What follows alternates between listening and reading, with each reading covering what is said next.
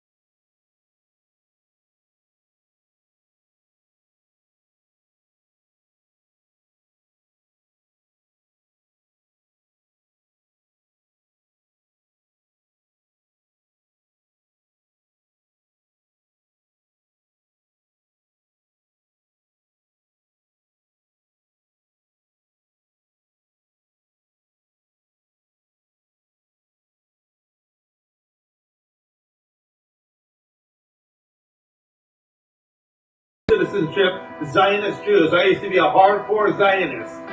They want all you people dead, and Trump is their Messiah. Make no mistake of it. He will return. Can I see the back of your shirt? All right. Go Trump! Go Trump! Yeah, Trump's gonna kill all you people.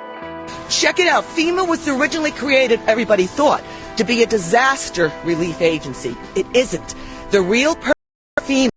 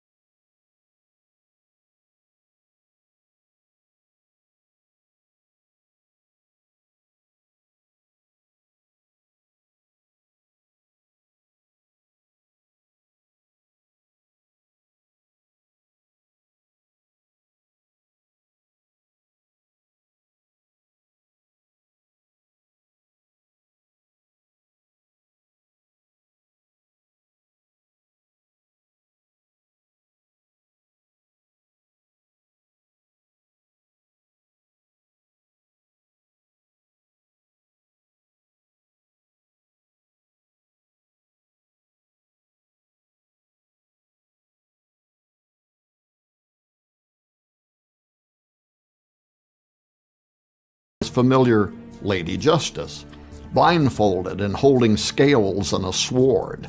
She represents, according to the prophecy, the enforcement of secular law, and is, according to this Sibyl's conjure, the authority that's going to require global compliance to the zenith of Satan's dominion, concurrent with the coming of Apollo.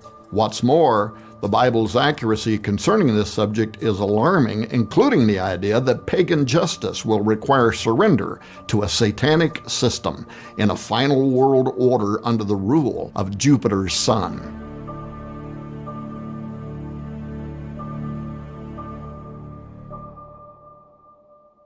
In the New Testament, the identity of the god Apollo, coded in the Great Seal of the United States as the Masonic Messiah who's going to return to rule the earth, is the same spirit, verified by the same name that will inhabit the political leader of the end times New World Order. For instance, according to key Bible prophecies, the Antichrist will be the progeny or the incarnation of the ancient spirit of Apollo. 2 Thessalonians 2:3 says, "Let no man deceive you by any means, for that day shall not come, except there come a falling away first, and that man of sin be revealed, the son of perdition." And this is the Greek word apoleia, Apollo. Revelation 17:8 likewise ties the coming of Antichrist with Apollo, revealing that the beast shall ascend from the bottomless pit and enter into him. It says, "The beast that thou sawest was and is not, and shall ascend out of the bottomless pit and go into perdition," apoleia, Apollo. "And they that dwell on earth shall wonder, whose names were not written in the book of life from the foundation of the world, when they behold the beast that was, and is not, and yet is." End quote. Among other things, this means that the Great Seal of the United States is a prophecy, hidden in plain sight by the Founding Fathers for more than 200 years, foretelling the return of a terrifying demonic god that seizes control of Earth in the new order of the ages. This supernatural entity was known and feared in ancient times by different names: Apollo, Osiris, and even farther back as Nimrod, whom Masons consider to be the father of their institution, of the scheme that is now counting down to the year 2025.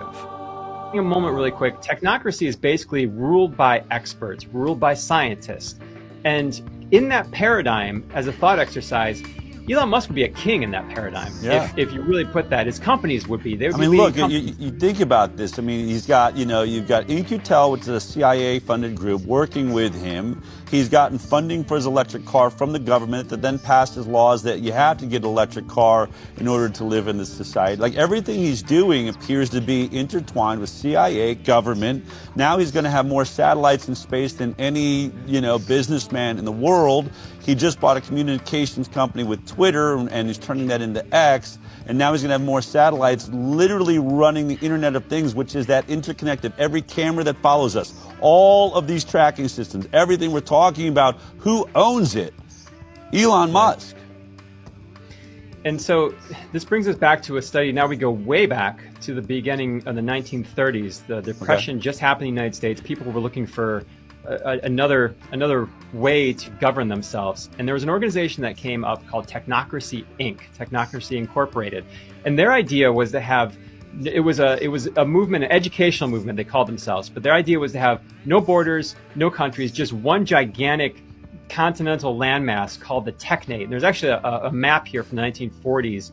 This is the Technate. It's basically a techno-utopia run by engineers and scientists and experts.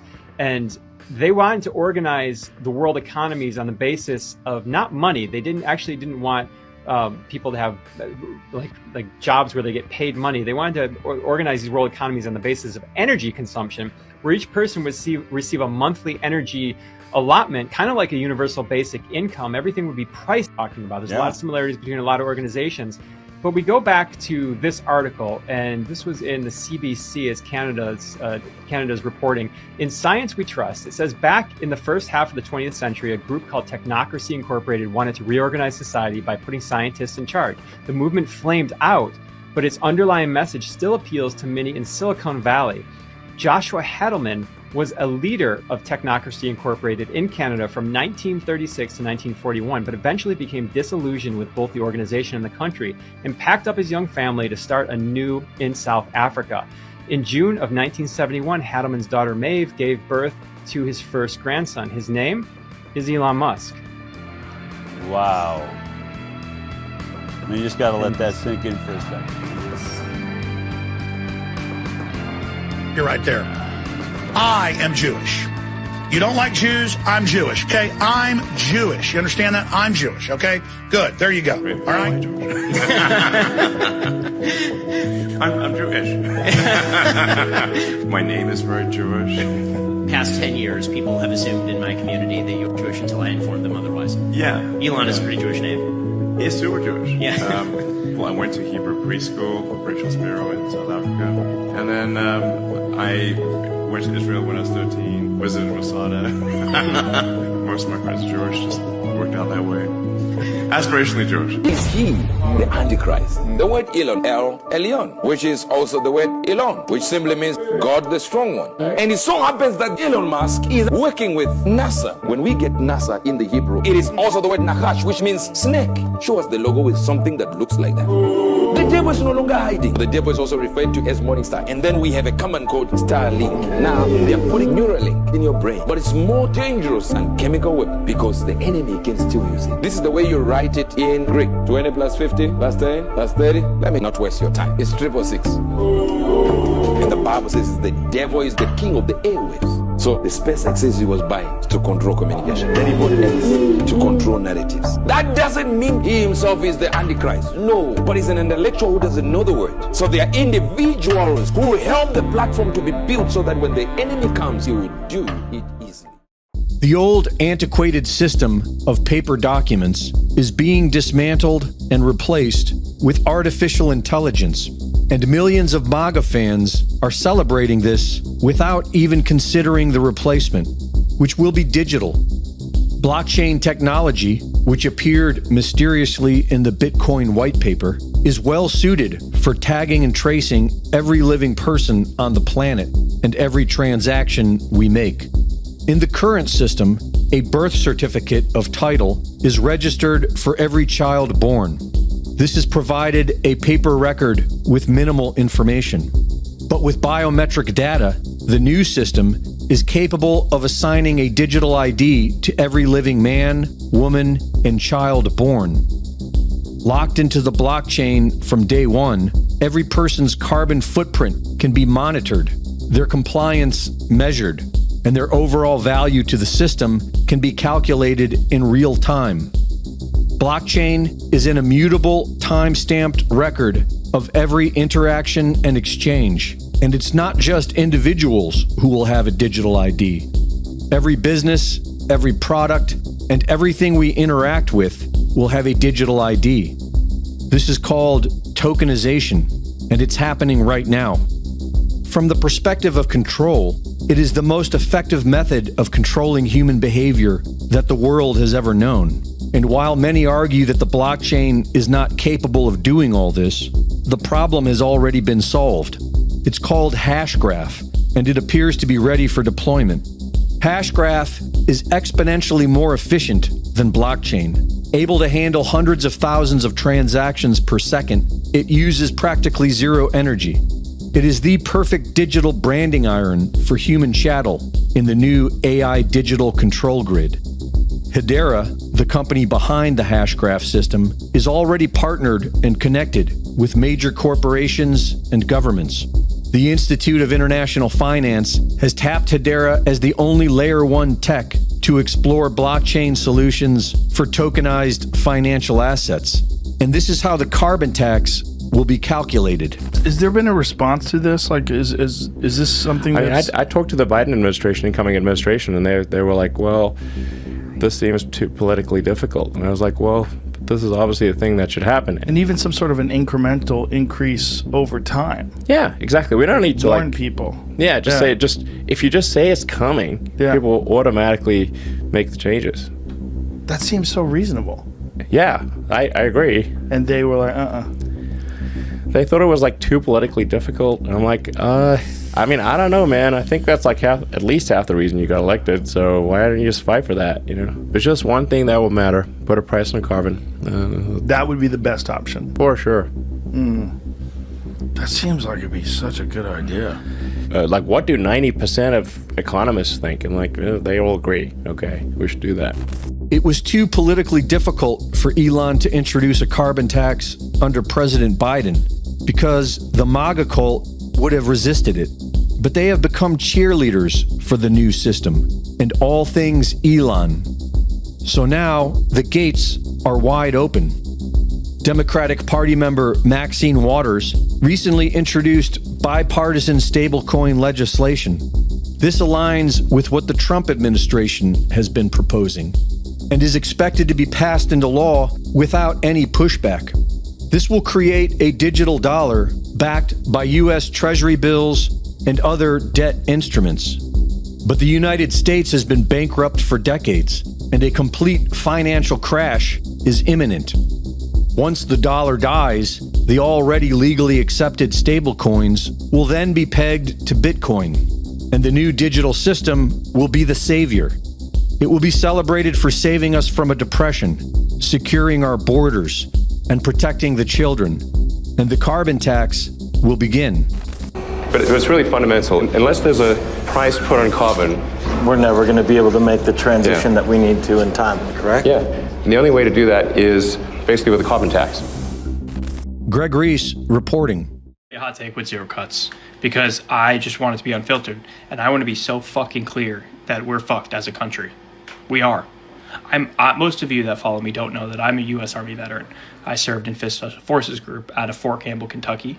I have 2 deployments, and majority of my friends and the folks that I served with still support Donald Trump to this day.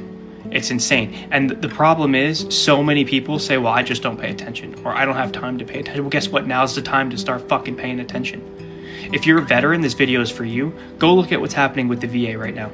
Go look at what's happening with VA services, right? I haven't gotten paid from the VA, and they owe me money. I haven't gotten paid in over a month, and they just keep telling me it's an administrative delay. That's what they keep telling me. It's bullshit. He cut off funding. Go check it out. He cut off funding. He also stopped them from any new hires. They can't hire anybody.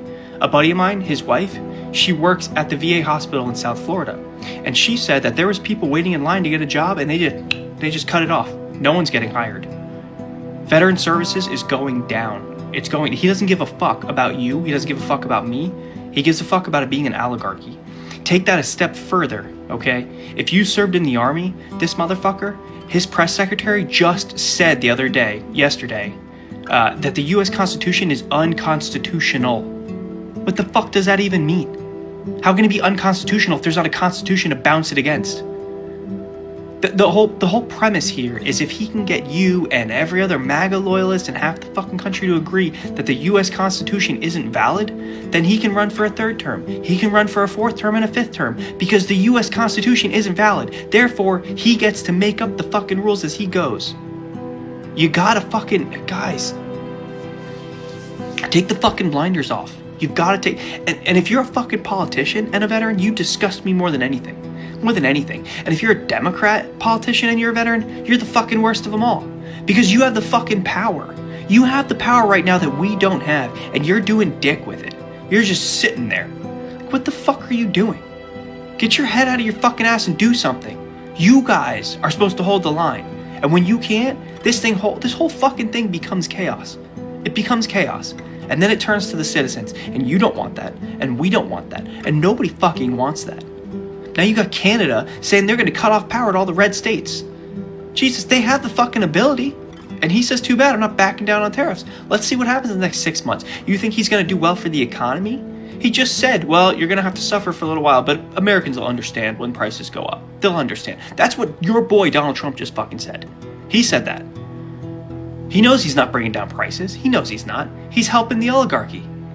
He's helping himself become a billionaire with his other billionaire friends. He's helping himself become richer and richer and richer at our expense. I'll try to keep this brief. After 28 years of peacock logos on much of what I own, It is my choice now to jump without a net into the great unknown, as I do for the first time in my 62 years. My biggest worry is for my country. The truth is, I'm not a liberal or a conservative. I'm an institutionalist. I believe in this place, and in my love of country, I yield to no one. But the darkness on the edge of town has spread to the main roads and highways and neighborhoods. It's now at the local bar and the bowling alley, at the school board and the grocery store. And it must be acknowledged and answered for. Grown men and women who swore an oath to our Constitution, elected by their constituents, possessing the kinds of college degrees I could only dream of, have decided to join the mob and become something they are not, while hoping we somehow forget who they were. They've decided to burn it all down with us inside. That should scare you to no end as much as it scares an aging volunteer fireman. Just say this, Brad's one of the greatest stuntmen I've ever met. Probably the best. I'm a very physically creative person. I've been doing action for movies for 26, 27 years. It feels very much like there's an agenda in every movie. I realized that it was more of a machine, and it was more of they just needed content to put out there for the masses. I stopped really watching TV. I stopped really watching movies because I know what's going on right now actually has purpose and has a meaning. Once this story is told on what's happening in the world right now, it will be the greatest story ever told. I have seen documents of the DOD and the CIA writing to the studio heads, guiding them in certain fashion. There's a lot of things that people would talk about that are conspiracy theory, but there's some things that ring true with me. It's like, oh wow, that makes a lot of sense. Another program developed by the CIA, Operation Paperclip. It's been depicted in many movies, including Disney's Marvel series. It's Operation Paperclip. After World War II, SHIELD recruited German scientists with strategic value. They thought I could help their cause. Operation Paperclip, and this is something people need to know because it has been so covered up and mocked and berated and claimed to be a conspiracy theory. And by the way, the term labeling people as conspiracy theorists was invented by the CIA to deflect any attention over the JFK assassination. They invented that word as a way to shut down any scrutiny or just critical investigation of what they were doing. So they started that whole ball rolling. In terms of Operation Paperclip, it is documented. There's absolutely no question about it. Allen Dulles, CIA director, was an associate of Heinrich Himmler of the Third Reich.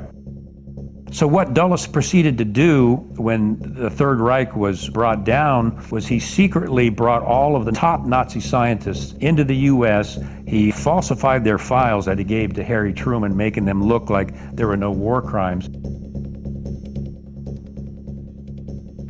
They brought these Nazi scientists into the CIA to work for the CIA, and that includes the human experiments they conducted on Jewish men, women, and children, and the psychological studies that these Nazi scientists had done. The CIA was using their expertise for these programs through Operation Paperclip, and this was Nazi, much of it occult beliefs that the CIA adopted and actually put these people on their payroll.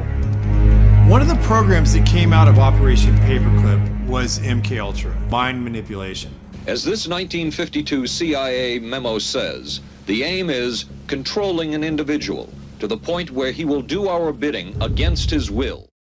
Alex Jones last week was a guest on the Opie and Anthony show. Let me just say something. I grew up in Dallas, Texas with my family doing things like helping take in East German defectors, okay? Whenever I go to a family reunion, half the people in the room are former retired CIA. What? And do you know what they tell me? What? They tell me I'm dead on, 100% absolutely There right. you go. Stop the tape. Did you hear that admission? Zelensky recently described Putin's denazification of Ukraine as laughable. And the brainwashed flock of the mainstream media certainly must agree. They have been told that Nazis wave the American flag and vote Republican, and the brainwashed flock always believe what they are told.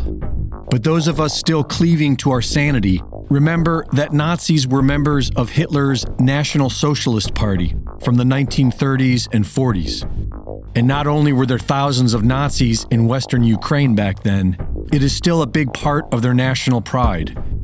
Nazi war criminal Stepan Bandera is a national hero, and there are actual Nazi organizations still thriving in Ukraine, including the Azov Regiment, which is now a part of Ukraine's armed forces.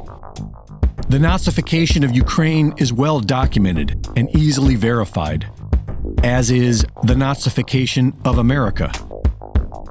During the 1930s, there were many notable Americans who supported the Nazis, such as Prescott Bush, Henry Ford, and Fred Koch, banks such as J.P. Morgan and Chase Manhattan, companies such as General Motors, Standard Oil, Shell, and IBM. Major General Smedley Butler of the U.S. Marines was asked by these powerful entities to help them install National Socialism in the United States. I appeared before the Congressional Committee, the highest representation of the American people, under subpoena to tell what I knew of activities which I believe might lead to an attempt to set up a fascist dictatorship. I was supposed to lead an organization of 500,000 men, which would be able to take over the functions of government. And when that plan failed, war broke out in Europe with the support of the banks and these American corporate entities. After World War II, only about a dozen were brought to justice at the Nuremberg trials. The Catholic Church and the Vatican helped thousands of Nazis evade capture via the rat lines, which brought them mostly to South America, where they built an entire town in Argentina. In Operation Paperclip, the United States secretly absorbed thousands of Nazis into the U.S. government, where they led the NASA space program and helped pioneer the military-industrial complex, as well as Big Pharma. Many believe that being a Nazi is synonymous with being anti-Jewish, which may have been true in 1930s Germany, but it's complicated. Many high-ranking Nazis themselves, including Adolf Hitler, were Ashkenazi Jews, who can be traced back to the notorious Khazars, who mysteriously mass-converted to Judaism about 1,300 years ago in the region now known as Ukraine.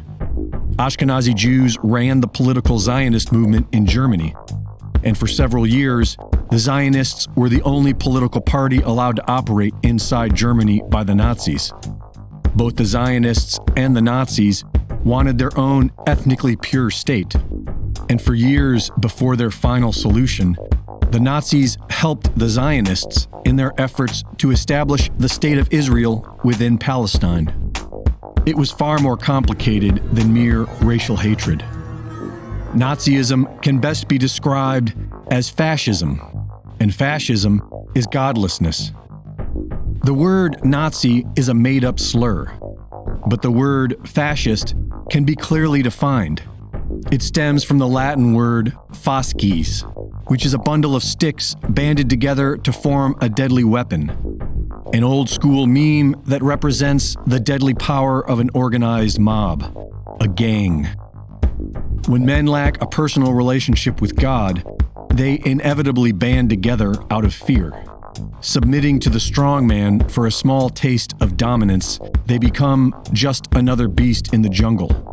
And today, we can clearly see this fascist mentality in all of these godless groups. The woke, the Satanists, the transhumanists, and the genocidal mass murderers of the Great Reset are all merging together into one giant fasces. Godless men and women banded together out of fear. Fascists serving the strong man. Spiritually speaking, these are the weakest among us. And so far, we are allowing them to destroy everything. Reporting for InfoWars, this is Greg Reese. Usury is the worst of all crimes, but you wouldn't look at a place like Germany, because all we know about Germany is what they told us about Germany, Mr. Evil Hitler. Yeah, right, okay. Nothing to see there. Yeah, there is something to see there. Germany was on its knees in a worse position than us. Way worse. Their money was worth nothing. It took a wheelbarrow of Deutschmarks to buy a loaf of bread. Germans were starving. 6 million unemployed, 2 million homeless, You could go to Berlin and buy a mother and daughter for sex. Bestiality was going on, lesbianism and homosexuality, all of that was going on. In 1933, a man named Adolf, and this is where I got to say it, there's a lesson there. This is why I say it. As Jesus said, and ye shall know the truth, and the truth shall set you free. In 1933, Judea declares war on Germany. Adolf Hitler was the only popularly democratically elected leader in all of Europe. Winston Churchill wasn't. None of them were. He's only just come to power in a coalition government. Judea declares war on Germany. 14 million Jews of the world unite calling for the destruction of Germany. How many people know that? That might be relevant. That might be relevant. If Judea declares war on Germany, that might be relevant. Did Judea declare war on Palestine? Oh, they say Hamas. What are they doing? They're genociding my family over there. The same Judea, the Jewish state of Israel. We're not allowed to say that. When Adolf came to power, 6 million unemployed, 2 million homeless, crime off the charts, pedophilia rampant, debauchery, and the sexual enslavement of humanity. Berlin was the moral cesspool capital of the world. Within 5 years of taking power, this bankrupt, starving nation had the highest wages in Europe, 6 weeks mandatory vacation on cruise ships that weren't allowed into this country because the British did not want British people to see how good the Germans had it. All of that he achieved, and he outlawed usury. Adolf Hitler outlawed usury. You know who else did that? Oh, a guy named Muammar Gaddafi did that. Oh, that something bad happened to him. John F. Kennedy did. Oh, shit, he got shot in the head too. You're really close with Brett. Y'all been friends for a while. What happened at Daily Wire? Not my circus, not my monkey. Because I seen a video of her, and she's saying that she was walking away from Daily Wire. Yeah. But I've been on YouTube for years, and she has, I think, 5 million followers. Yeah. That is no simple feat. It's amazing what she did, and to walk away from that, because that's not her channel now. Yeah, none of that content she created belonged to her. Yeah, but channel's called Comment Section. In the comment section. In the comment section, but that's, I don't know why they call it. It's the Brett Cooper Show. Yeah, I mean, her channel. She built it. I'm gonna send them damn Jews an email. Say, look here, you damn Jews. Give that damn woman her damn channel. That Candace had a show, that shit was calling council. That shit is crazy. Jews canceled her ass. They probably taking 3/4 of her money. They should change that from the Daily Wire to the Daily Jew. Marjorie Taylor Greene said she went to the Holocaust Museum. I was reading this article, and knowing her, I thought the next sentence was going to be like, I don't buy it, but she went the other way. She said it was actually way worse than she thought. Also a weird thing for an adult to be like, you guys might not know this, but the Holocaust was really bad. But then she said it wasn't just Jews in those camps. And I was like, yeah, but it was our thing. If you're a non-Jew in a concentration camp, I bet you were looking around like, is there someone I can talk to? I think a mistake has been made. Everyone around you's complaining. You're like, you think you have it bad. I'm not even supposed to be here. So. She said Jehovah's Witnesses were in the concentration camps. Isn't it crazy that there was a time where people would knock on their door and they were like, shit.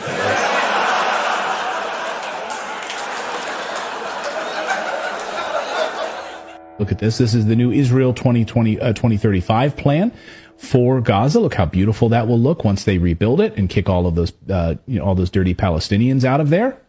And they'll build new rail infrastructure, new port infrastructure. It'd be easy access to all of that oil, and they'll be able to get all of this into the Middle East economy. So a place so devoid of Palestinians, of course, as they describe it. They describe it as a future where Gaza is de-radicalized from Islamism, transformed into a trade hub of prosperity and innovation, and integrated into the Middle East economy. So a place totally devoid of Palestinians, of course. You are talking tonight about the United States taking over a sovereign territory.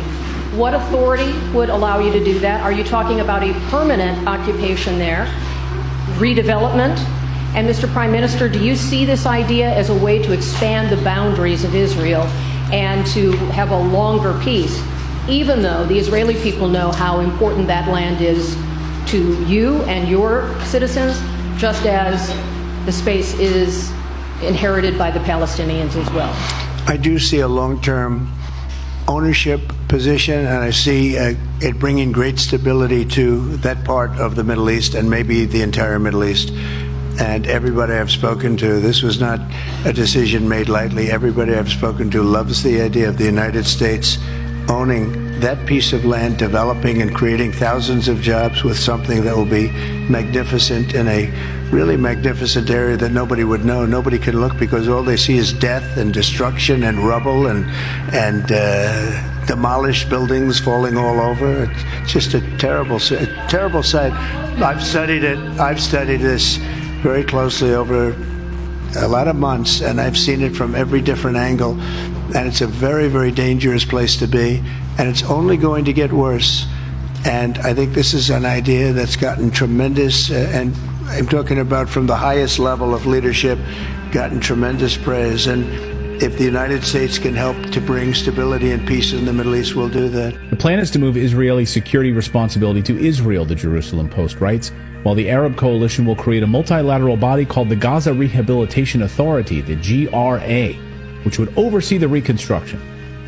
It's almost like they had this plan for a while, right? I mean, it seems like they probably already had this whole thing mapped out a long time ago, don't you think?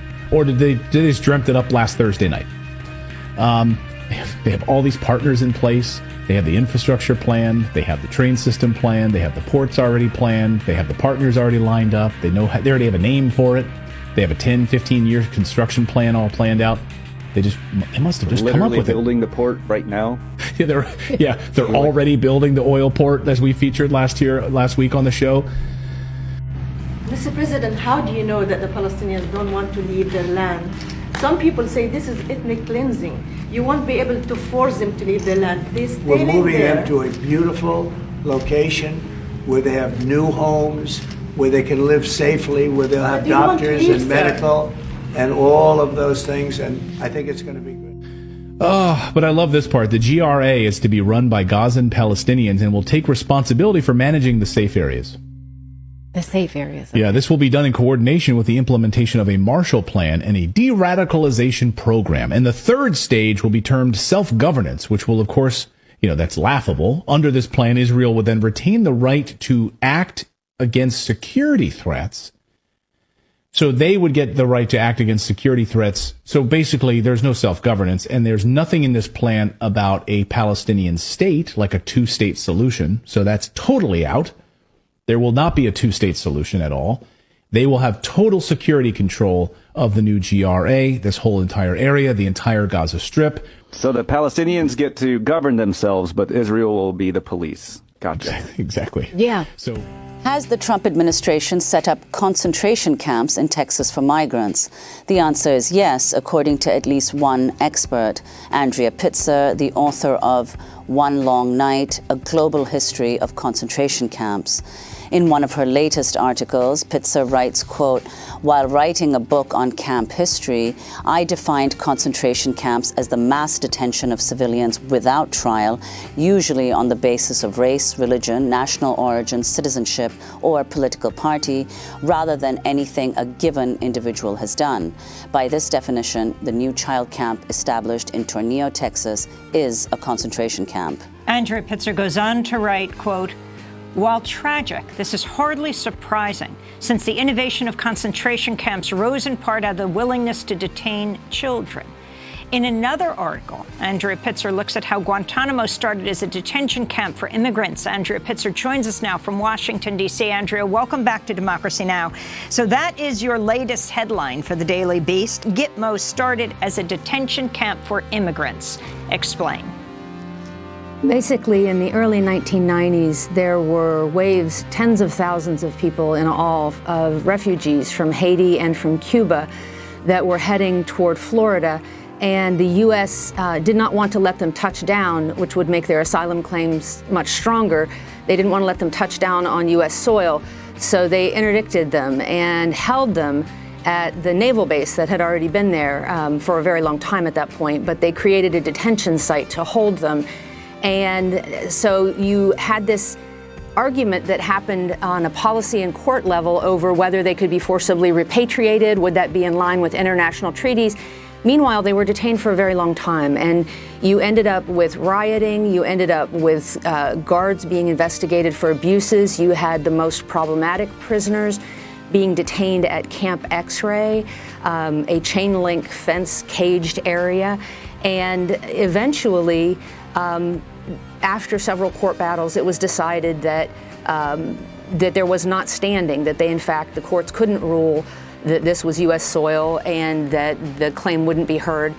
But then there was another court case where, because of HIV positive detainees who were being held in isolation without access to legal or medical care, a court agreed that they would hear that case. And as soon as the court agreed that they would hear that case, at that point it was the Clinton administration settled and made an agreement that would allow a certain number of people into the U.S. on certain categories.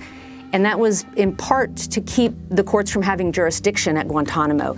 And what's interesting is this, from this original basis of it being a site for detention, indefinite detention of refugees, that was a big part of the basis for why it was chosen after 9/11 to house terror suspects, because there was this idea that the U.S. courts wouldn't be able to intervene because they wouldn't have the standing to do so. Well, you write in your piece, in the same Daily Beast piece, quote, "The longer the detention and the more secret or hidden the facilities, the worse the possibilities for what can happen."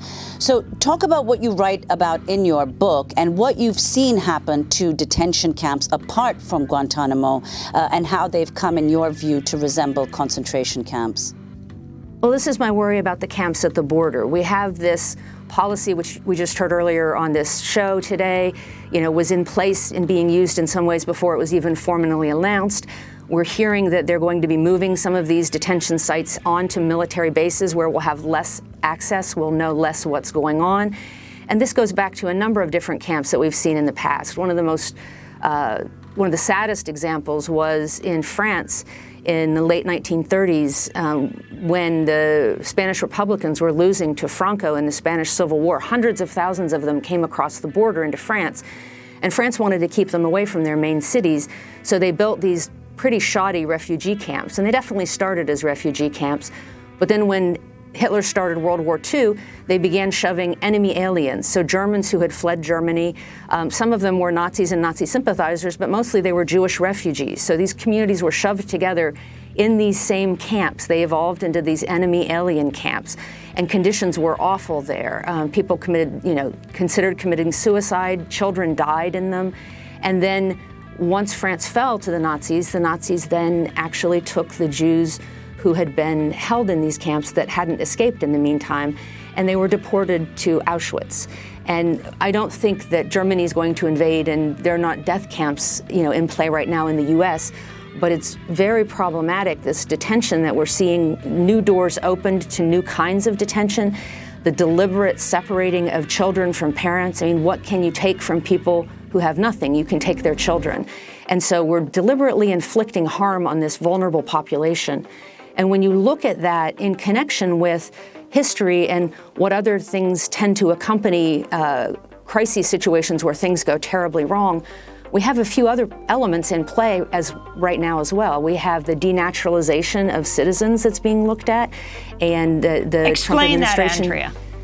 Well, there's a new office being formed, and they've already started doing it with some of these cases, in which they're going to revisit naturalized citizens' applications and review them for whether they were misrepresenting certain things, whether they committed small crimes a decade or more ago that would technically allow that to be stripped. But it's just the overall approach of stripping citizenship is something that we see when we see this kind of irregular detention growing. Often it's accompanied in governments that go quite badly, that do bad things to their citizenry and to outsiders. It's accompanied by this wish to strip citizenship from people that you think don't deserve it. The most famous example, of course, is Nazi Germany stripping all German Jews of citizenship. But there are other examples. And I think this targeting that we've seen again and again through the rhetoric of animals and rapists that we see at the highest levels, combined with these policy efforts. And then last week as well, with this decision by the Supreme Court on the U.S. travel ban that the administration tried and tried and tried again until it could sort of pass muster. And that decision from Roberts last week said that the forcible relocation of U.S. citizens to concentration camps solely and explicitly on the basis of race is objectively unlawful. But a lot of scholars said right away, first of all, this is just limiting it to U.S. citizens, so does that okay concentration camps for other people? And then also, the original Korematsu case from World War II, when Japanese Americans were interned, it was done on just the same basis. The judges argued at the time it was not solely because of race, but in retrospect, of course, it was obvious that it was. And so now the court, even while sort of seeming to set aside the ability to create those kinds of camps, has provided the administration a fig leaf to say, if you suggest it's on any other terms, we'll defer to your authority. So the court's deferring to the executive, the stripping of citizenship, this kind of growing new irregular detention that's being done punitively. We're still a democracy. We still have a lot of ways to take action, but I think that it's very problematic moving forward. This is the kind of stuff we see where you end up with concentration camp regimes. Andrea Pitzer, you mentioned Fred Korematsu, who was the Japanese American challenging the detention of Japanese Americans in World War II, over 110,000 Japanese Americans in this country. Later, the government would apologize. Well, last month, federal judge Dana Sabra in San Diego ruled all children under the age of 5 must be reunited with their parents within 14 days. Tuesday's the deadline for that. And all children above 5 must be reunited with their parents within 30 days. So the government has 2 more weeks for that. We're talking about over 2,000 children. Now, interestingly, in an interview with the North County Times in 2003, and this is out of the San Diego Tribune, Judge Dana Sabra said his experience as a Japanese American shaped him. He said, quote, "In light of that experience, I was raised with a great awareness of prejudice. No doubt, there were times when I was growing up that I felt different and hurtful things occurred because of my race." Judge Dana Sabra is a Japanese American. His mother was Japanese. Andrea, talk about the detention of Japanese Americans in this country. Well, I think it's a story that people think they know, but they don't actually know, and it's really relevant today. There's between 110 and 120,000 Japanese and Japanese American people who were detained after Pearl Harbor, and a lot of people think that it was done out of sort of this fear reaction to this horrific attack. But in reality, there was a government analysis by one of their top intelligence people at the time that very intelligently analyzed that it would be useless to detain this group, that it was already known at about 300 people or so that were actually dangerous. They could be rounded up, that it might do much, much more harm and create a kind of backlash to actually detain these citizens. This was all known. And in fact, Hoover, who does not exactly have a great civil rights record, J. Edgar Hoover, at the time in World War II did not think that mass detention was the answer. So there were many people in the White House, in the administration, in the military, who knew that this was a useless thing. It became part of a political objective. It got swept up in just the kind of rhetoric that we're seeing today, where people got political advantage and power from damaging and doing great harm to a vulnerable minority in the country.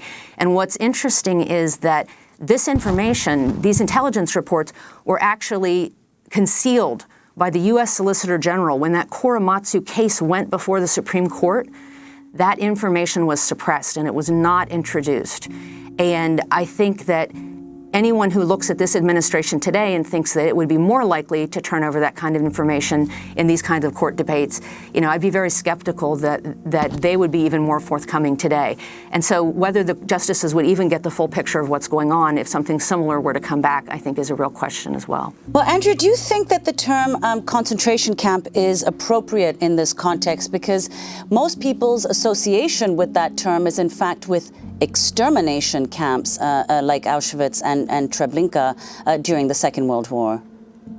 I think that we need to sort of recapture this word concentration camp. It should be that Auschwitz is the first thing that people think of, Auschwitz and the death camps, when they hear the term, because it's the most horrific industrialized version. I mean, it created this genocide that killed millions. So it should be the first thing we think of, but people forget that Auschwitz, before it was a death camp, was also just another camp that was part of the regular Konzentrationslager system in Germany.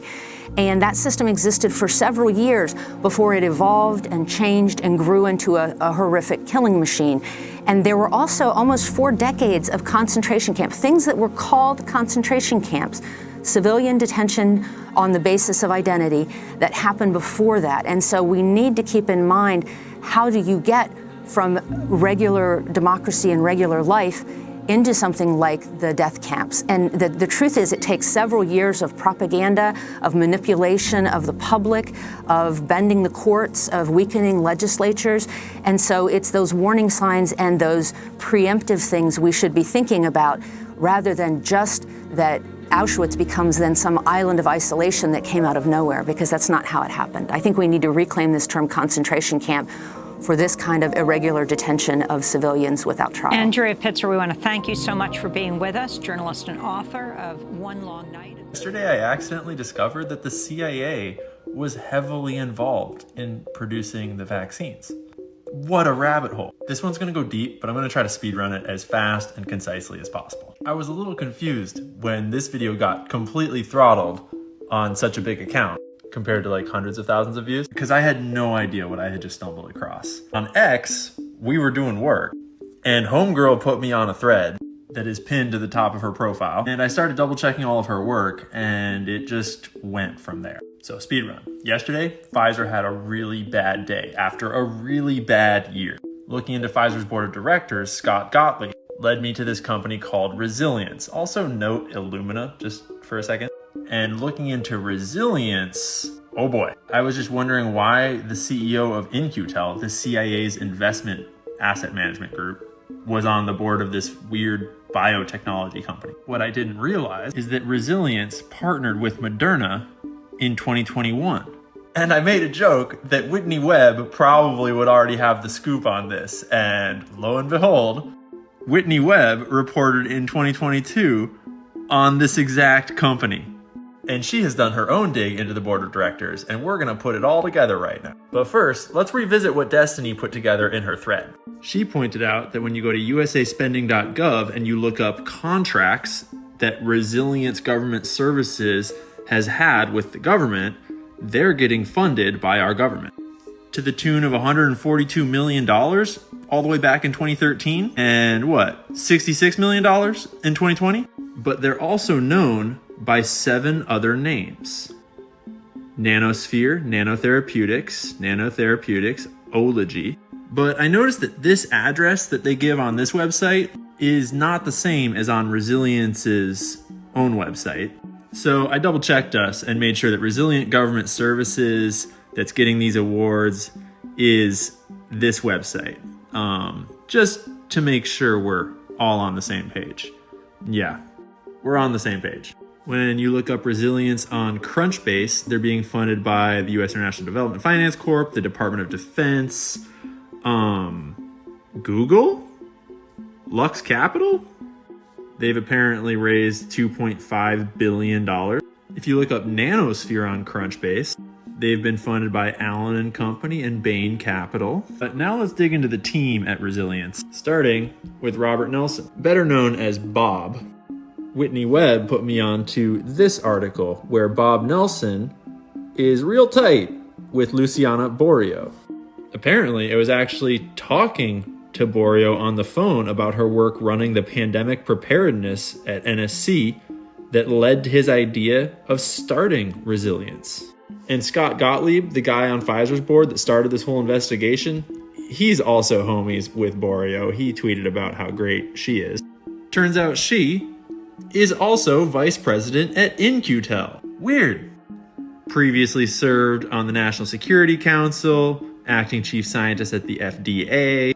She's an infectious disease physician who, has ties with Bill and Melinda, the Council on Foreign Relations. And for some reason, Goldman Sachs wants a consultant that is an infectious disease physician. Because, banking and infectious disease physicians are like tight. Then we have Drew Owetting, who is the co-founder of 8VC Capital Partners, which is private equity, co-founded with Joe Lonsdale of the PayPal mafia. Joe Lonsdale worked with PayPal while he attended Stanford, but more importantly, Joe co-founded Palantir. You know, this Palantir, the one that's pretty much a CIA company designed to network all of our data and give it to these people and these people. So what is that, like 3-4 connections to the intelligence community now? But wait, because we don't want to skip old Bob, who is also on the board of directors, who is an ex-Navy SEAL who served in Vietnam, and according to one of his SEAL team members, Klon, the team rounded up the women and children from the shelters and decided to kill them and get out of there for fear that they would alert enemy soldiers. Obviously, he made that up, though. Kerry responded by saying, "That's not my memory of it," and accused Klon of being jealous of him. So what has he been up to since his time in Vietnam? Well, he was on the 9/11 Commission, and he was a big part of Allen & Company, specifically a managing director at Allen & Company, according to Tenet Health, where he's on the board. Worth noting that the former director of the CIA is also associated with Allen & Company. They are a low-profile banking boutique that has no website. They work on high-profile deals with companies like Google, Twitter, Facebook, Activision, eBay, Verizon, Time Warner. They host the Sun Valley Conference, which is a billionaire retreat every year, where these people go. I'll give you a real screenshot so you can read them if you want to pause, because there's a lot of names on there. So what have we learned so far? We've learned that during Operation Warp Speed, Moderna partnered with this brand new company that was hastily thrown together by all these dudes with ties to intelligence and Pfizer and big banking. Oh yeah, and the ex-CEO of the Bill and Melinda Gates Foundation. And they produced all the genetic material for Moderna's vaccines. Thank goodness it intends to reinvent biomanufacturing and democratize access to medicines, namely gene therapies, experimental vaccines, and other medicines of tomorrow. I mean, if you think about it, this makes a lot of sense, and this is exactly what the CIA is supposed to be doing. They're protecting us from bioweapons and from viruses and dangerous things. That this is just the world in 2023. And thank goodness we have all these rich people and their friends to do such a selfless act of service to protect us from dangerous things. I mean, I just hope that they can manufacture the next vaccine to the next big pandemic before that pandemic hits. I'm sure they already have it all figured out. So normal people like you and me, we have nothing to worry about. Thank goodness the experts have it under control. Oh yeah, I almost forgot. Remember I told you Illumina would come back up? Well, Francis Arnold is on that board, along with Scott Gottlieb. You know, Francis Arnold and Scott Gottlieb, sort of like Susan Desmond-Hellmann and Scott Gottlieb. You know, like Susan Desmond-Hellmann and Scott Gottlieb. It seems like they all know each other. Weird. I have really good news. Today our nation has achieved a medical miracle. I am thrilled to report that the FDA has authorized the Pfizer vaccine. This is one of the greatest scientific accomplishments in history. It will save millions of lives and soon end the pandemic once and for all. Through Operation Warp Speed, my administration provided $14 billion to accelerate vaccine development and to manufacture all of the top candidates in advance. This vaccine is possible because of hard work and because of Trump-style ingenuity. We have given Pfizer and other companies a great deal of money, hoping this would be the outcome, and it was. On behalf of the American people, I'd like to thank all of the brilliant scientists, technicians, doctors, and workers who made this all possible. The United States is the first nation in the world to produce a verifiably safe and effective vaccine. American citizens participated in clinical trials that were far larger than normal and had no serious side effects.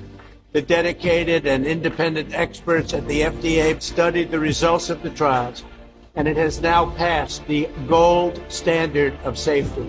The science is there, so please get vaccinated. A vaccine is not a partisan issue. If you are not supporting this vaccine, you're not supporting the health and safety of the American people. As I've said from the beginning, a vaccine will vanquish the virus and return life back to normal. God bless you, God bless the United States of America, and God bless the world. I recommend take the vaccines. I did it. It's good. Take the vaccines. We also have the head of Pfizer here, so I want to thank him. One of the great people, one of the great businessmen. Thank you, Albert. Thank you. Thank you very much. Thank you very much. I'm honored to stand here today with dedicated colleagues from within the Department of Justice as well as beyond it to announce a historic settlement with Pfizer Incorporated, a pharmaceutical manufacturer, and its subsidiary Pharmacia and Upjohn company, arising out of civil and criminal allegations relating to Pfizer's allegedly illegal promotion of various drugs, most notably Bextra. In a combination civil and criminal settlement, Pfizer has agreed to pay $2.3 billion, the largest healthcare fraud settlement in the history of the Department of Justice.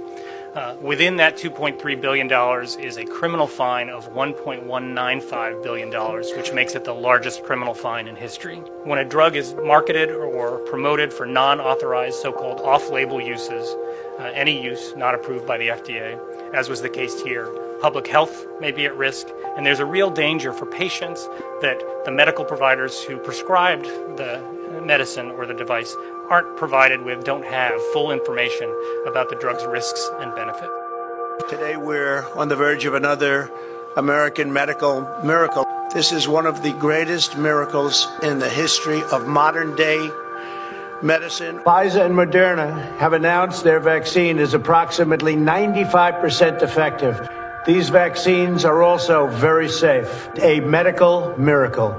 We have delivered a safe and effective vaccine in just 9 months. What we've done is historic. Don't let them take it away. Don't take it away from ourselves. You're playing right into their hands when you sort of like, oh, the vaccine. If you don't want to take it, you shouldn't be forced to take it. No mandates, but take credit because we saved tens of millions of lives. Both the president and I are vaxxed, and did you get the booster? Yes. I got it too. Okay, so... No. Some friends of mine, they wanted to say, I said, don't come tonight, let's go another time, it's pouring. Woody Johnson, a great gentleman. You ever hear of Johnson & Johnson? He owns the place, I tell you what. This guy's got cash like nobody's got cash. I came up with a vaccine, with 3 vaccines. All are very, very good. The vaccine is one of the greatest achievements of mankind. And if you take the vaccine, you're protected. Look, the results of the vaccine are very good. And if you do get it, it's a very minor form. People aren't dying when they take the vaccine. I recommend take the vaccines. I did it. It's good. Take the vaccines. But no, that's okay. That's all right. You got your freedoms. But I happen to take the vaccine. If it doesn't work, you'll be the first to know.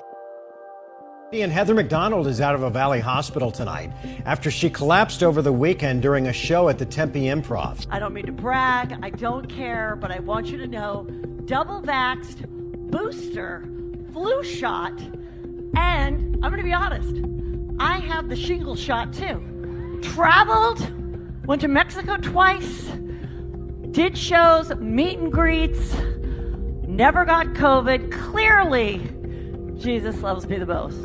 Seriously. So nice. So nice.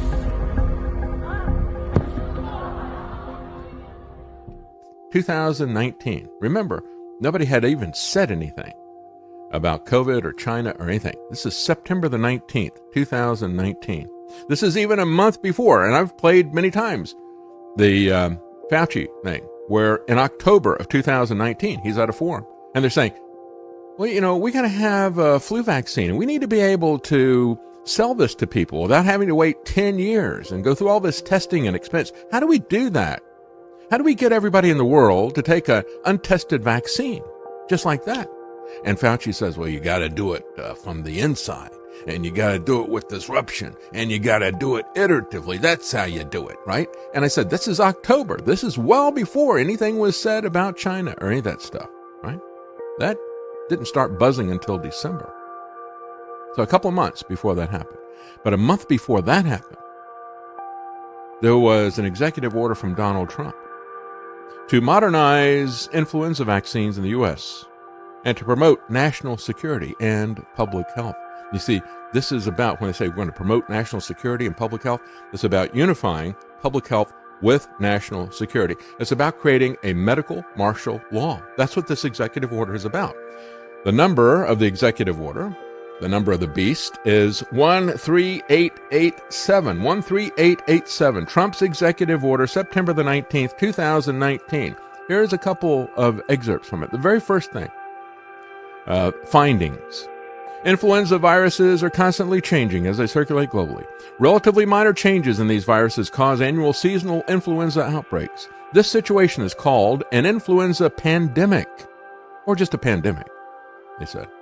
Unlike seasonal influenza, a pandemic has the potential to spread rapidly around the globe, infect higher numbers of people, and cause high rates of illness and death in populations that lack prior immunity.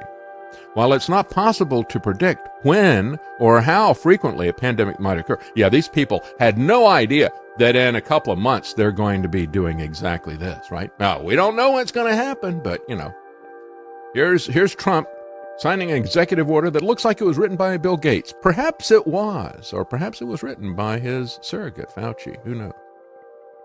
The most devastating pandemic occurred in 1919, estimated to have killed more than 50 million people worldwide. Okay, so that's the finding. Second thing, vaccination is the most effective defense against influenza. This is Trump's executive order, September 2019. Despite recommendations by the CDC that nearly every American should receive the influenza vaccine annually, seasonal influenza vaccination levels in the U.S. have currently reached only about 45% of the CDC's goals. This is why I knew from the very beginning what this is about, because they ran the same MO. Well, every year we got to get the flu vaccine. And not only that, if you get the regular flu vaccine, of course, you're going to be protected from any novel variant of the flu that comes out. No, of course you wouldn't be.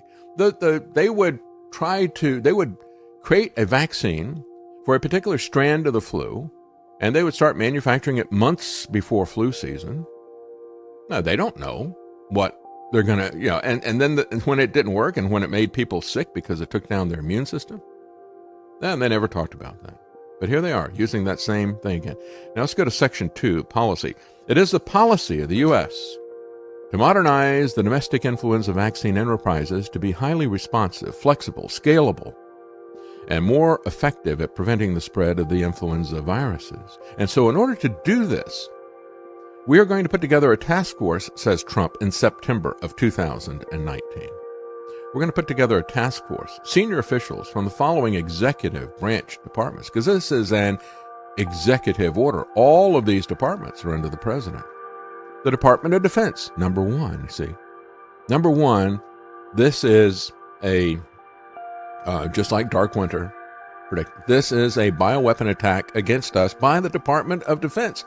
At the epicenter of this, the Department of Defense, the Department of Justice, Department of Agriculture, Veterans Affairs, Homeland Security, the FDA, the CDC, the NIH, CMS, and BARDA. BARDA, the medical version of DARPA, the Biomedical Advanced Research and Development Authority. The staffs of the Department of State, the Office of Management and Budget, the National Security Council, the Council of Economic Advisors, the Domestic Policy Council, the National Economic Council, Office of Science and Technology Policy, may attend and participate in any task force meetings or discussions. This is rolling out Dark Winter 2 for real. This is the Trump Executive Order, September 2019. And then they have, to those ends, they have a 5-year national plan. A 5-year plan. Yeah, it's like a communist or something, right? 5-year plan to promote the use of more agile, scalable vaccine manufacturing technologies. Like mRNA. They had everything done. They had their plan. They had their vaccine. They had everything done before any of this stuff happened. Trump was at the epicenter of this. Why are people following this traitor? He is a traitor about everything. So, now I've talked about this before, but I just want to go into a little bit more detail. It is pages long, and it is a complete blueprint of the pandemic scam, the pandemic MacGuffin that they rolled out on us. Evaluate incentives for the development and production of vaccines by private manufacturers and public-private partnerships, including emergency situations with transfer technology to public-private partnerships, such as the HHS Centers for Innovation. It's exactly what they did. Gave our money to produce poisons for depopulation and sterilization, isn't it? To access in coordination with BARDA and relevant vaccine manufacturers, use and potential effects of using advanced manufacturing platforms for flu vaccines through the director of the CDC. And of course, he was the next order, and that was in January when the CDC director did it. Now, I talk about the most popular one, which was 888 days ago, Friday the 13th, where Trump put out the National Declaration of Emergency, which allowed him to release the money to incentivize the governors and the hospitals to do this to us. There you go. So, because working for Diddy for 6 years trained me to have to be perfect. Working for Diddy? Absolutely. I love Diddy. Hi, Nizzle. You know, he's a good friend of mine. He's a good guy. Is he a good guy? I don't want to answer that question. Oh, wow. I think he's a good guy. I'm going to stick up for him. What I was given from the White House Insider, the main part that you really need to know, though, is they have a plan for all of this. So I'm going to talk about that now. There is discussion within these documents years ago to ban the YouTube channels, to shut it down, all of that. But they changed course. They made a decision to do something completely different, and they decided instead of censoring everything, to fund and promote gatekeeper channels, shill channels, to simply gather and collect all the open-minded people who are looking at the issue.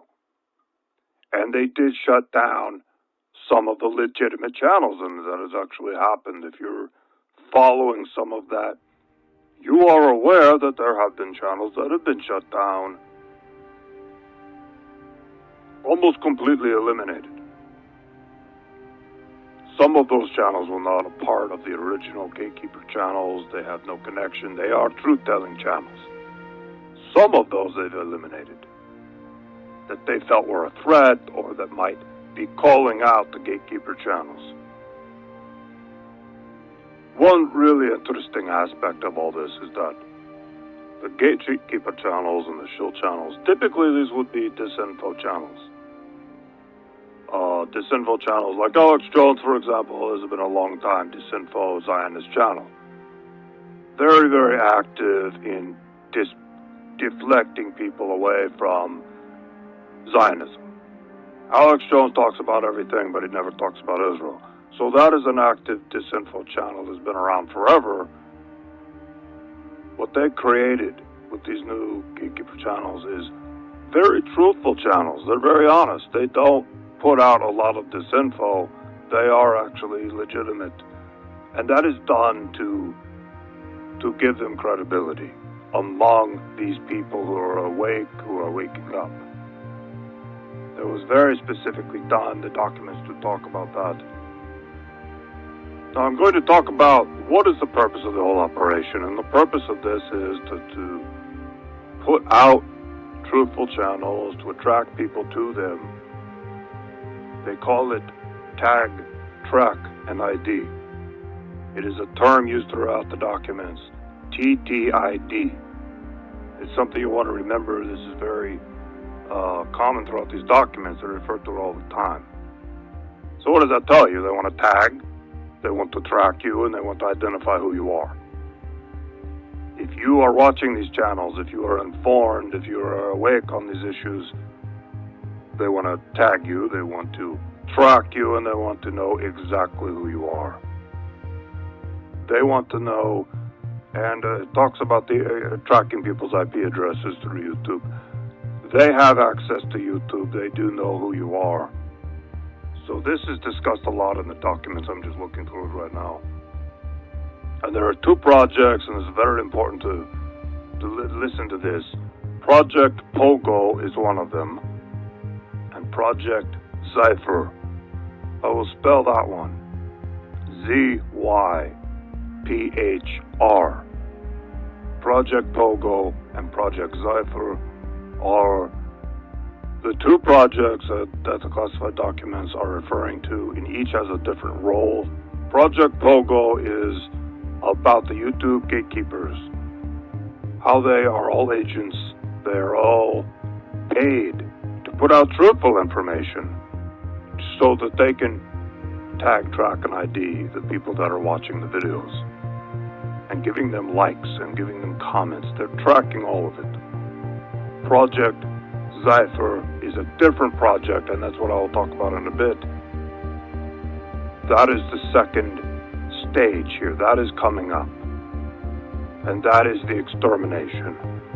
They're going to exterminate these people, whether it is tag them for anti-Semitic speech, charge them with crimes, eliminate them completely, and this is where I'll talk about in the documents where they talk about guillotines, viral attacks, targeted, how they're going to eliminate these people without too much suspicion, without too many people noticing. Evil anti-Semitic attack is an assault on all of us. It's an assault on humanity. It will require all of us working together to extract the hateful poison of anti-Semitism from our world. This was an anti-Semitic attack at its worst. Through the centuries, the Jews have endured terrible persecution, and you know that. We've all read it, we've studied it, they've gone through a lot. And those seeking their destruction, we will seek their destruction.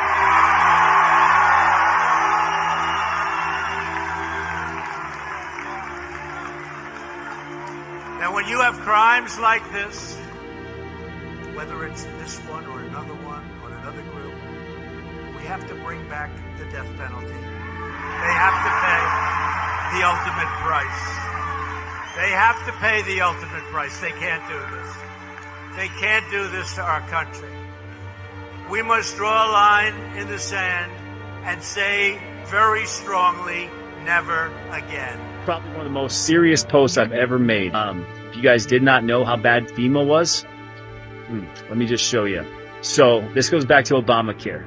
FEMA and Obamacare, they were working hand in hand, man. So there are a ton of FEMA camps all throughout this country that were set up to enslave us, to euthanize us. This right here is the Obamacare approved guillotines. 30,000 plus guillotines were approved back when he was in office to be dispersed in these FEMA camps. But hold on, check this out.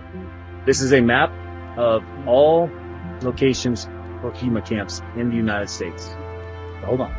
Back to the beginning, that Obamacare approved that code I showed you. You can look at the top left here. This is the 2015 Obamacare code, legal execution, and ways of doing it. In fact, they would get reimbursed for having these executions. It says by gas, capitation, many, many more. It's pretty demonic. But hold on, let me show you something else. We'll never forget years ago when I saw this photo. I didn't know what it was. What do you think it is? Those are plastic coffins. There were millions of plastic coffins put around the United States in these FEMA camp areas. Who do you think they were for? I think you can guess. That's how serious this operation is. So, I'm so glad that FEMA's being exposed. I'm so glad that people are seeing the truth. But now we got to come, unite together in truth, and most of all in love, and help each other out. Amen. I love y'all. In the documents I have now from 3 months ago, they are saying the amount of people they have to eliminate is too large. It is too many. We are talking about millions of Americans. And this is where we see their plans are changing. And they are going to initiate something that is devastating and that is extremely frightening. And based on what I can see in the documents, we're talking about power outages along with a purge. They're going to come in, they're going to take you out of your home, and they're going to put you into a military vehicle or whatever, a van, and drive you away and place you into a camp. It is a very, very big operation that they're planning. It is millions of Americans. They will do it under the cover of night, under the cover of blackness, during one of these planned blackouts. The blackouts are based on documents. I'm just looking at it right now. They have a 3-day blackout. They have a nationwide blackout that lasts 2 days, and a lot of localized blackouts. So it is a whole series of blackouts that they're going to do. And of course, it will be blamed on all kinds of things. They might blame it on Iran. I have seen that mentioned in the documents. They've already prepped people for this. There are going to be more blackouts. They're already predictive programming. So we may see more of this as we go on. They are not done tagging, tracking, and identifying everyone. It looks like they're at about 78%. I looked in the documents, and there were a couple of indications of how far along they feel the project is. They're like 78% done, but they're not completely done. It does take time to identify a YouTube account and then track it to the email that it was created with, and then the IP address, and then find out who created it. It does take them a lot of time to do that. It is not instant. It does take a lot of research, because a lot of people create a YouTube account with an email address that doesn't give any indication of who they are, an account name that doesn't have their full name on it. They don't use their real pictures. So it is a challenge for them, and that's why the project has been going on for so long. But it is coming to a close. They're being tracked, they're being identified. That's the whole point. A lot of people have said, well, why are some of these YouTube channels allowed to exist? But the people behind the operation who are doing all the research and all the people who are commenting and viewing and liking, they want to know who they are, they want to know where they live, and they are going to eliminate them at a date in the future. Completely eliminate them. This is going way beyond the idea of passing laws to ban speech, which they're already doing. They've done it in America already, but not very aggressively, and we will see more legislation of that nature. But they want to completely eliminate these people because they do stand in the way of the agenda. There are too many people that are waking up. It is way too many for them to handle. They're starting to have an influence, and they're starting to change the conversation online. It is of grave concern to Israel. Something that the memos that I received, we'll talk a little bit about the memos. The memos are different from the classified documents. The memos are White House internal memos that discuss a wide range of things in terms of Trump's meeting with rabbis, discussions with Netanyahu over the phone. And one of the memos says that Donald Trump will have to declare himself King of Israel publicly. This is part of the process for them. It doesn't. There's no strategic reason for it. It is symbolic for them. Trump is going to declare himself King of Israel at some point. I don't know how, but they're talking about it in these memos over and over again. When he's going to do it, why they want him to do it, which again is symbolic. It has no strategic purpose, apparently. It is part of the process of the end game, basically, is what I'm saying. So we will see if that happens or not. It sounds ridiculous. I can't imagine him actually saying it. But maybe he will do something like that. We will look out for that in the coming months. Based on my reading of the classified documents and the memos, so much of what is going on is planned. They've given people the impression that Trump has brought chaos to politics, but it's actually the opposite. It has been planned. Donald Trump's allegiance is to Israel. He's not only a Jew, he is a Freemason, they have promised him his daughter or the sons will enjoy very high-level ranking within the world government that they are forming, the capital which will be Jerusalem. So that is why Trump is so dedicated to following the script, while performing the way that he does. It appears to be very authentic to his followers. Everything he's done, talking about the wall to the fake news, was scripted from the beginning in around 2014 and 2015.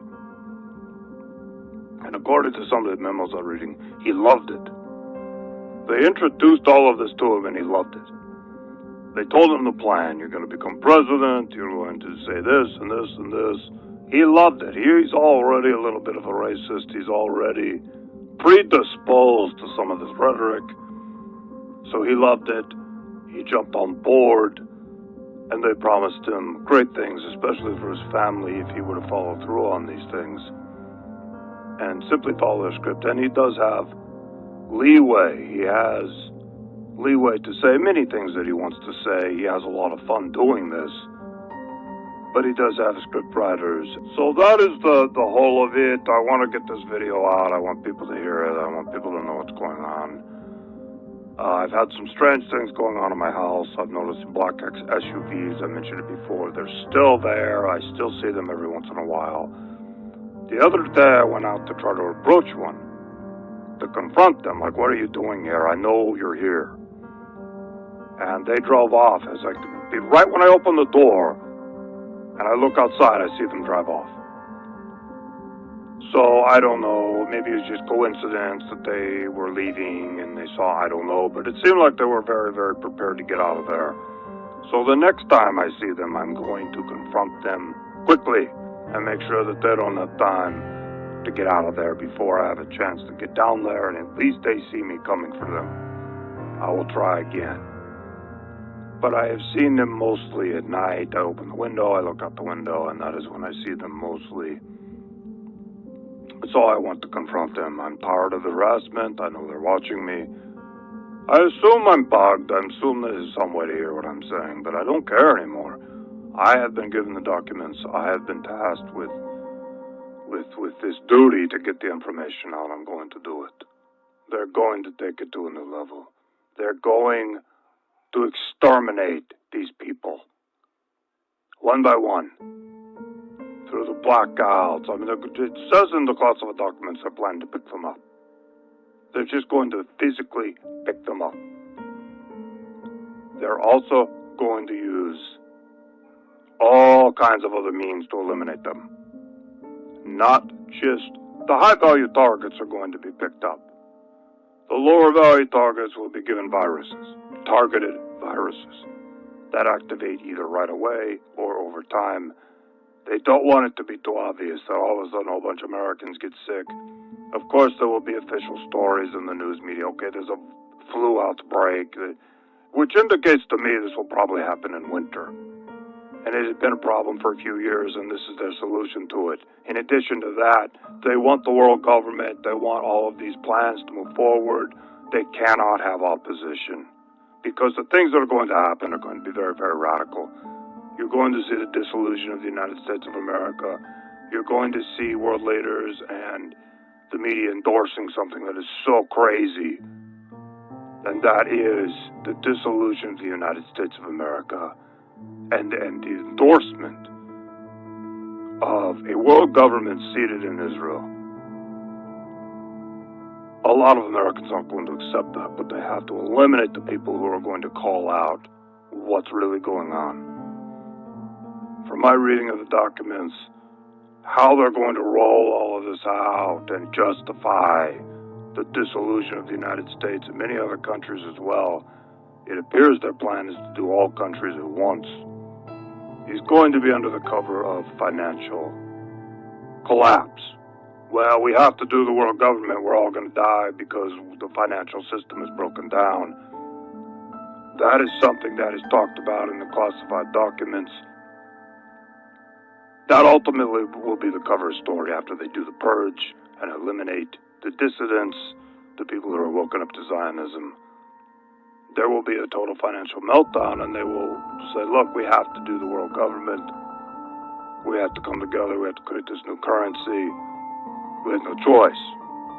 The chaos is too serious. It'll be probably 6 months of complete financial chaos. Food shortages, rise in crime. Many, many people die. Millions and millions of people will also die from this. And then they will justify it and say, look, we have to do the world government. So that is what's going on. In his own life, I'm going to tell you something shocking, and it's actually the reason why I told all the non-Jews to stop watching this video. Here's a fact I don't really want conspiracy theorists to hear.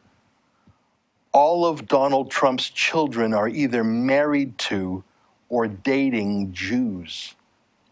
All of them. The most famous of his kids, Ivanka Trump, she married Jared Kushner, who's Jewish, and she converted to Judaism herself. She actually took a Jewish name, Yael Trump. Her kids, Trump's grandkids, are Jewish. They probably call him Zadie. But it's not just Ivanka. Donald Jr. is married to Vanessa Hayden.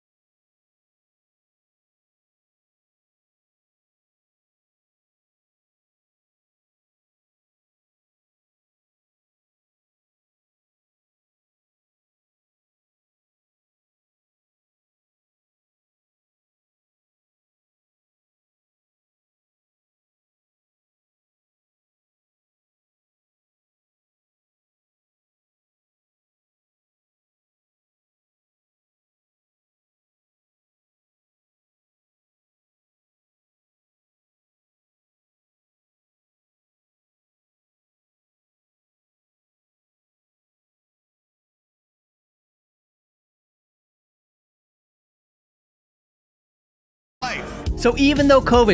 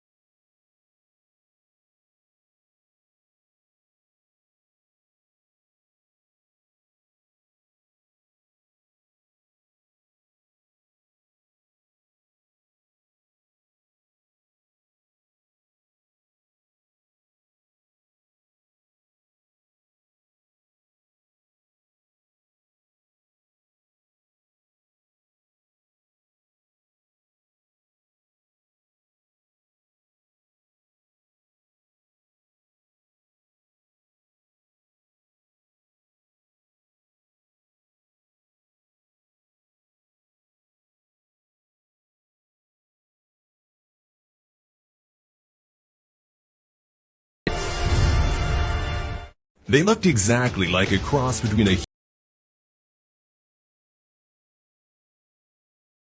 man with a sharp beak with strong wings. Later, their beak evolved into an elongated nose, just like Pinocchio.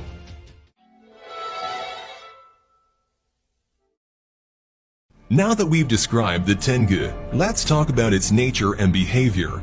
It is believed that in ancient times, the Tengus lived in groups or clans in mountain and forest regions.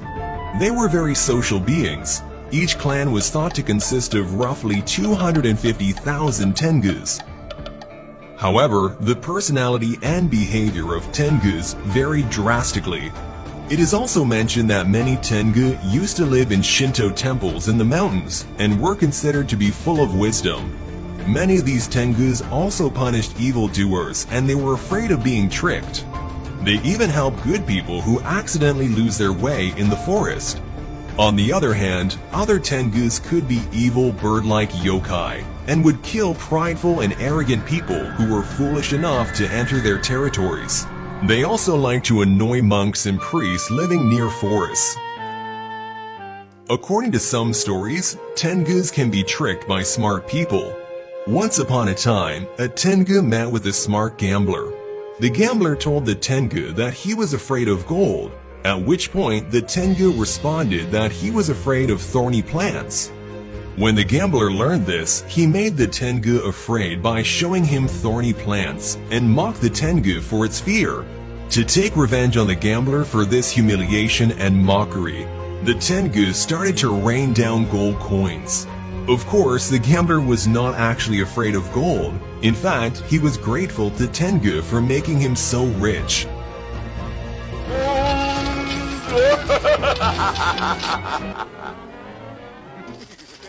Aside from this funny story, Tengus were skilled warriors and masters in martial arts. They were supposed to be much better swordsmen than the most skilled samurai alive. Historically, Tengu fought in a lot of battles alongside humans and taught swordsmanship to the samurais. They also possessed supernatural powers like flying in the air, creating strong winds that could destroy anything, and teleporting from one place to another.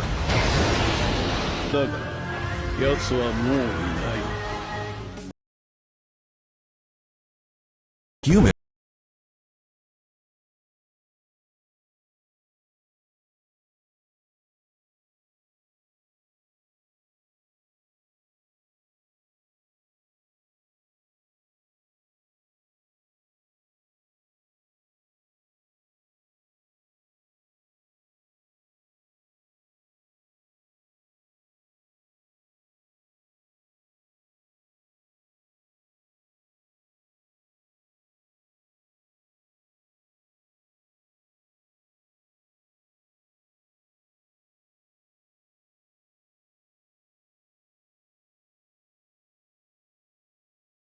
Okay, so let me...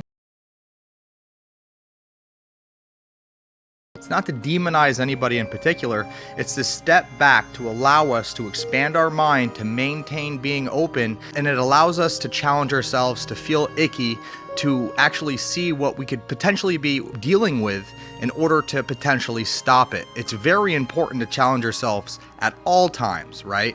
Even if you don't agree with something, right?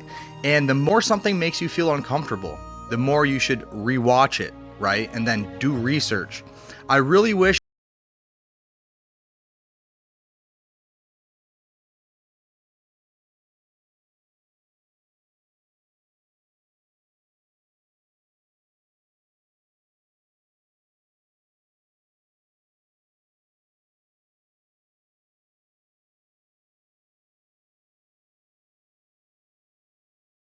society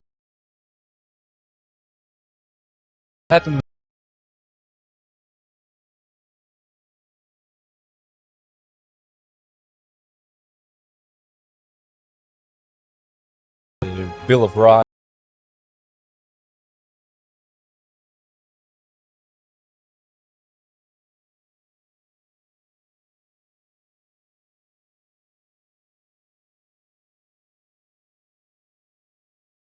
outlawed in every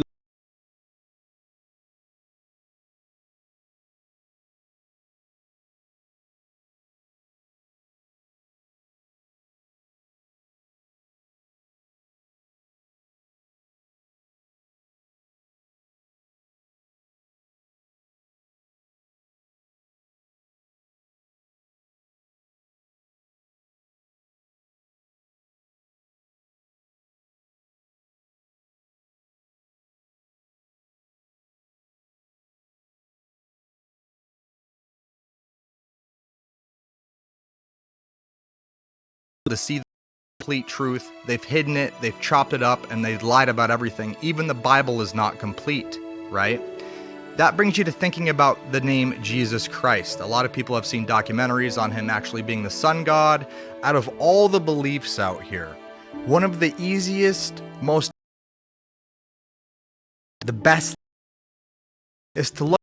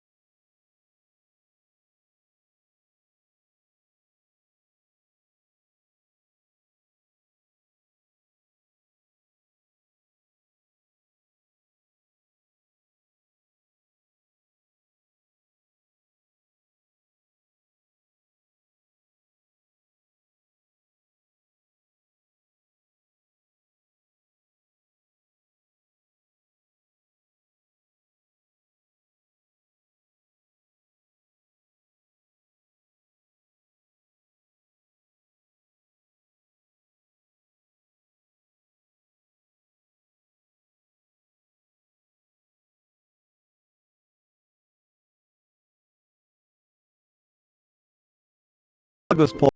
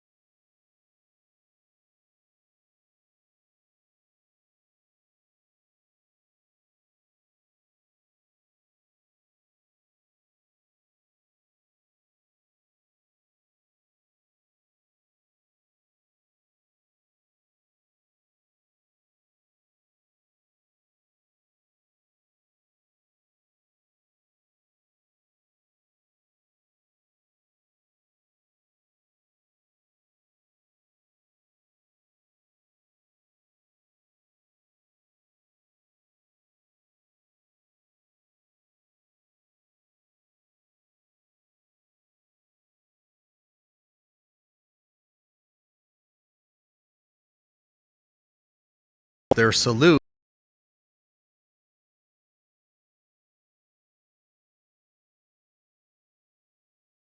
Romans, right? Which all goes back to when Jesus was crucified. So I think that the people who chose to crucify the person who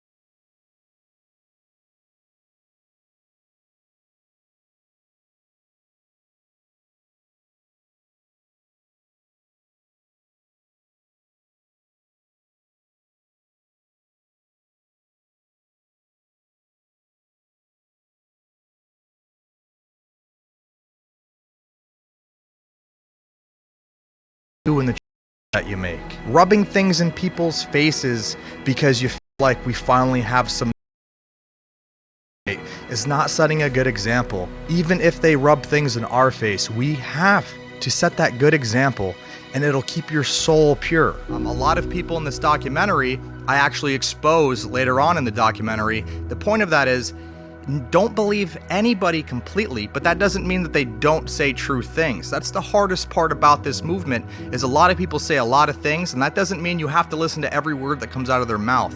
So we have to use our discernment to look at everybody in the picture, everybody on the stage, and to take the things we know in our heart are true and that are not, which is really hard because everybody has a different perspective. And that's what complicates things. A lot of people want to be comfortable. A lot of people are really tired and they want to see Donald Trump as their savior, right? And I don't blame them. I used to see Donald Trump as the man, and I have woken up a lot of people to Donald Trump, and I feel like I've done damage doing that. We're all right sometimes, we're all wrong sometimes, but you know it's a red flag when you or somebody else knows something for 100% sure. When you know something and you're 100%, that's a red flag. You should always be questioning everything. That's the absolute most important thing you should take from this documentary. Question everything. The Nazis weren't necessarily good, the Hitler wasn't necessarily good, but we were lied to about the history, so you should dig as hard as you can to figure out what that is. When you know exactly what happened, you can actually compare it to what we're going through now and better predict what to do with you and your family in the future. Very important. This documentary was not created to demonize Trump or demonize Elon. It was created to give you facts, alternative opinions, and ideas to keep in the back of your mind. What I see is all of this was planned from the beginning. All of it. All of these people at the top are the same, and they just changed the names, changed the history to confuse everybody. I believe Tartaria is absolutely real. I believe we were once telepathic, and they are now adding text messages, which is even worse than words and speaking. And now people are arguing even more because of the lack of our ability to truly communicate with each other. This is a lot bigger than three-dimensional things. It goes metaphysical, spiritual, many words. Vocabulary is the enemy. They change definitions whenever anybody talks. Nobody truly knows if they're in agreement with the vocabulary words, definitions that are being used for that conversation.